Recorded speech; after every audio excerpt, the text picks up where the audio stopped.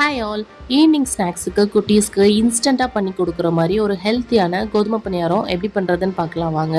First ஒரு பவுலில் நான் இன்றைக்கி 1 கப் கோதுமை மாவு எடுத்திருக்கேன். அது கூடவே 2 டேபிள் ஸ்பூன் அரிசி மாவு, 1 டேபிள் ஸ்பூன் ரவை சேர்த்துட்டு, ஒரு ஏலக்காவை நல்லா தட்டி சேர்த்துக்கலாம். கூடவே ஒரு பிஞ்ச் சால்ட்டு சேர்த்துட்டு, 1/2 கப் நாட்டு சக்கரை எடுத்திருக்கேன். நீங்கள் 3/4 கப் எடுத்திங்கன்னா நல்ல ஸ்வீட்டாக இருக்கும். இது கொஞ்சம் மைல்ட் ஸ்வீட்டாக இருக்கும்.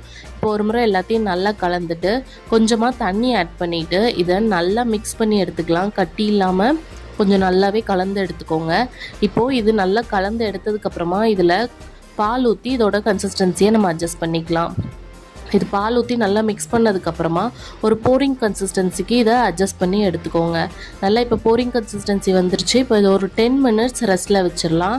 அப்போ தான் அது தண்ணி எல்லாத்தையும் உறிஞ்சிட்டு கொஞ்சம் கெட்டியாகிற மாதிரி இருக்கும். அதனால் நம்ம அது மிச்சம் கொஞ்சம் பால் இருக்கும்ல, அதையும் ஊற்றி அதை அட்ஜஸ்ட் பண்ணிக்கலாம். இப்போ மிச்சம் இருக்க பாலையும் ஊற்றிட்டு அந்த கன்சிஸ்டன்சியை நம்ம போரிங் கன்சிஸ்டன்சிக்கு அட்ஜஸ்ட் பண்ணதுக்கப்புறமா ஒரு பணியார சட்டி எடுத்துக்கலாம். நீங்கள் இதை பேன் கேக்காக கூட ஊற்றலாம். இதில் நீங்கள் வாழைப்பழமும் ஆட் பண்ணிக்கிட்டிங்கன்னா இன்னுமே டேஸ்ட்டாக இருக்கும். ஒரு முட்டை கூட வேணாலும் ஆட் பண்ணிக்கலாம். இப்போது நல்லா கீ ஊற்றிட்டு அது நல்லா சூடானதுக்கப்புறமா எல்லா இதுலேயுமே நம்ம பணியாரத்தை ஊற்றி எடுத்துக்கலாம். ஒரு சைடு நல்லா வெந்ததுக்கப்புறமா திருப்பி போட்டு இன்னொரு சைடும் நல்லா வேக வச்சு எடுத்துக்கலாம். சூப்பரான இன்ஸ்டண்ட்டாக பண்ணக்கூடிய ஹெல்த்தியான கோதுமை பணியாரம் ரெடி. எப்படி இருக்குதுன்னு செஞ்சு பார்த்துட்டு மறக்காமல் கமெண்ட்ஸில் சொல்லுங்கள். இன்னொரு வீடியோவில் பார்க்கலாம். தேங்க்யூ.